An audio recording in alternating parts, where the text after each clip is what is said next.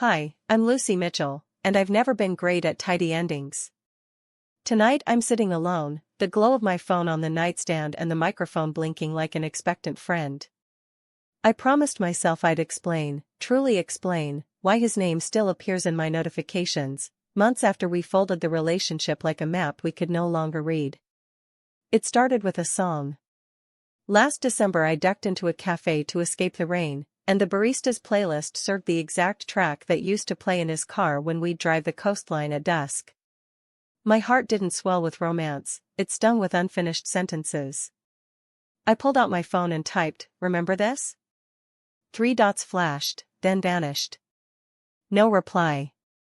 But the silence clarified something. I wasn't chasing him, I was chasing the version of me who believed love made sense. Since then, our messages have become postcards sent from separate continents of healing. Most weeks it's nothing grand.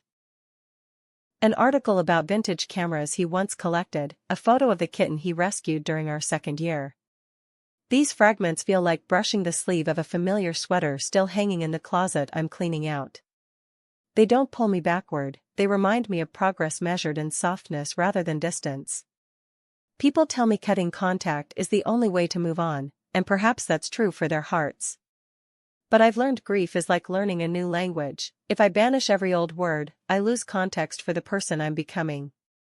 Texting him is my way of translating the past into a dialect I can live with, acknowledging mistakes, yes, yet also honoring the small, earnest hopes that once felt honest. There was one message that mattered more than all the others. On my birthday he wrote, "I'm proud of the courage you're showing." He didn't ask to return, he simply acknowledged the distance we'd traveled apart and the dignity in trying. I stared until the screen dimmed.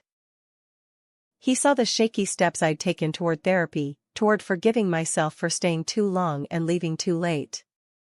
In that moment our story shifted genres, from romance to epilogue, from possession to mutual witness. So, why do I still text my ex? Because healing, for me, isn't a door slamming shut, it's a window gradually opening, letting the stale air out and the night breeze in. One day I might archive the thread, but tonight the conversation feels like a gentle light left on in a room I used to call home, bright enough to guide me forward, soft enough not to blind me.